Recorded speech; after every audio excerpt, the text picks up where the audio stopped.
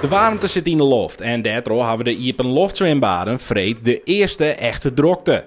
Het kan wel eens een drok weekend worden. Tochten ze ek bij iepen loftzwembad het Paradieske in Kolm. Het is wel wanneer het dus warmer in boeten is. Het wetter hoeft dan niet per se warmer te wezen, maar ja, dan komen de bijen wel gauw. Het boeit je op vlatten, dus de bijen met boven liggen bissen, boven het wetter. Dus ja, dan trekt het wel sneller rond. Een paar kilometer verderop, in Serhuisterveen, wie het vreemde al goed vertoeven. In het wat wetterige centje, maar de temperatuur die mocht er wezen. Je zit iedereen op de watsen, hè? Want ik heb nou al een paar weken les, jong, maar ze worden alle jongens die hebben in de rain. Nou, daar is niks om, hè.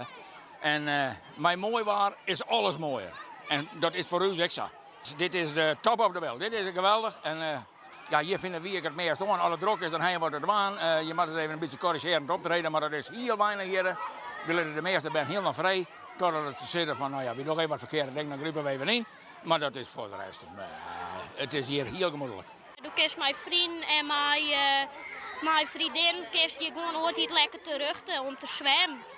Het is het echt nog lekker waaien ook. Maakt het altijd echt nog volle leuker om hier te zwemmen? Ja, want dan is het wetter gewoon lekker en dan kun je wel mooi zwemmen. Vandaag mijn mooi waar wordt er voortendaallijks opschaald qua personeel. Nou, daar willen we extra mensen bij vregen, extra mensen van toezicht houden, extra mensen voor de horeca. En dat is voor mij ook het geval. Dus we hopen dat er bij komen natuurlijk. De mannen in de machinekamer die doen hun werk en die zorgen dat het wetter tip-top is.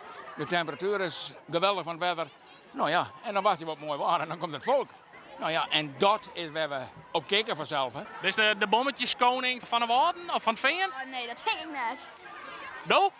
Nee, ik tik net, want ik door wordt die kaas terug naar beneden te springen.